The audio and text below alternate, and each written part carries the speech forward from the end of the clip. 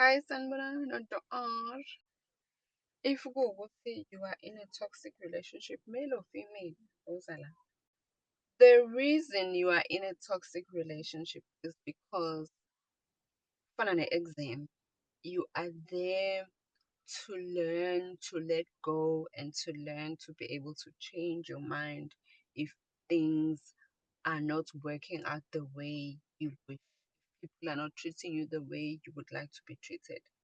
Isifundo ozosifunda lapho ukuthi njengoba usumkhethile loyo muntu, uphinde futhi unikhethe bese uzikhetha wena nephisi yakho.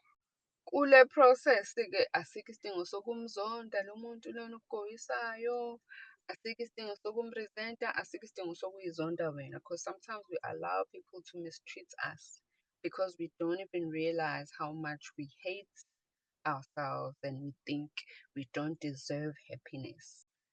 Ngizokutshela-ke ukuthi once you learn to let go, impilo emunandi ekulindile after lezo tears lezo ozikhala ubusuku bonke nasemini wena usadla usuzacile.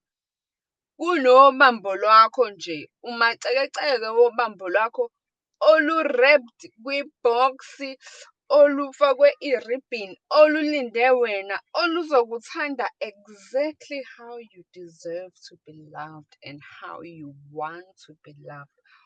Oy'misele nje yena ukuthi empilweni yakhe ufuna ukuthanda wena and naye kulula ukukuthanda because yile nto ayithandayo.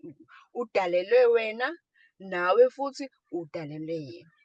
But le njabulo i-after wena ukhethe ukuzikhetha wena, wafunda nazo zonke izinto ozozifunda kule toxicity okuyona, so that you can learn to appreciate lo muntu-ke ozayo. Ngithi nje yeyi kulezi inhlungu lezi obhekene nazo, inkulu inkazimulo eza kwambulwa empilweni yakho. Ngicela nithi